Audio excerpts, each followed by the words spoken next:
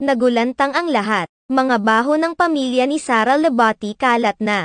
May panibagong pasabog sina Manay Christy Furman sa kanilang Showbiz Now na vlog sa YouTube patungkol sa pamilya ng aktres na si Sara Lebati. Tampok sa kamakailang YouTube vlog ni Manay Christy Furman ang mga magulang ni Sara Lebati na sina Esther at Abdel Lebati. Ayon kay Manay Christy Furman, nanirahan noon sina Sara Lebati sa Geneva, Switzerland kung saan nagtrabaho ang ina nito. Dagdag pa ni Manay Christy Furman, marami silang taga-subaybay na mga Pilipino sa nasabing bansa kaya naman marami ring nakarating sa kanilang na mga balita patungkol sa pamilya ni Sara Lebati.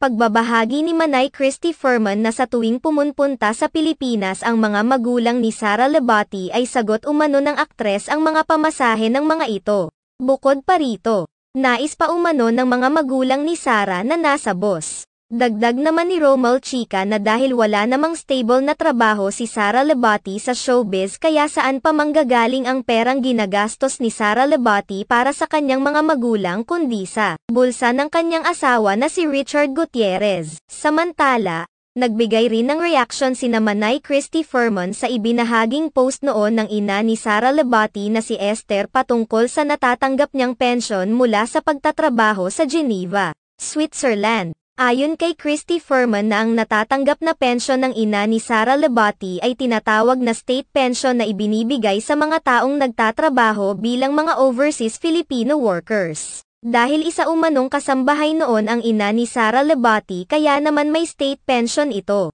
Ibinunyag rin ni Christy Furman na hindi naman kalakihan ang natatanggap na state pension ni Esther mula sa pagiging kasambahay nito sa Geneva, Switzerland. Nakarating din umano sa kanya ang mga usap-usapan ng mga Filipino sa Geneva, Switzerland na nakakakilala sa pamilya ni Sara Lebati.